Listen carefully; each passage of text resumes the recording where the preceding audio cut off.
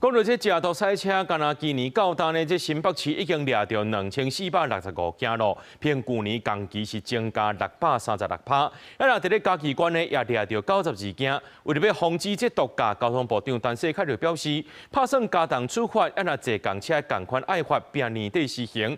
法務部也要來修刑法，甲這毒駕刑度有關。另外也會開會討論，敢要甲這依托米子呢，對二級毒品升做1級管制。車駛甲外區持抓警方向前檢查3996人。你莫吵我快點啊！賽車12人向提請出來，警方趕緊上前壓制，找這個案件，台中警方將前後來也查出駕駛涉嫌食毒賽車。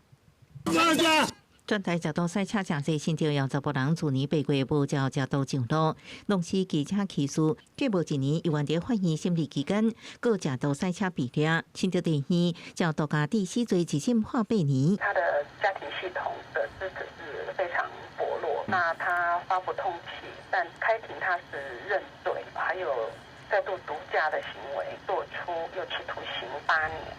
毒駕衝擊地漢未少案件，攏是累犯犯行。為提懸協助效果，各縣市也攏公布，10年來有200以上記錄毒酒駕累犯名單。親像嘉義縣706人，新北有11人。同時，警方啟動專案緝毒，6天查到581件毒駕。敢若是嘉義縣今年已經查到92件，新北市今年前5個月處理2465件，比去年同期的335件暴增636%。對於逆向、蛇行等客觀上醫生危害的異常駕駛行為，均會依法攔查。防治毒駕各部會攏要修法，法務部要修刑法有關毒駕刑度，閣要佇毒審會討論是毋是將依托米茲為1級毒品升級做1級毒品管制。交通部規劃提懸毒駕罰錢，增加乘客連坐法定。1個月之內，我們交通部就會把案子送出來。我相信年底之前必然會來實施。有單位建議把依托米值調整它的分級到第1級毒品，這個議題會在6月17號的時候再徵詢過相關的部會，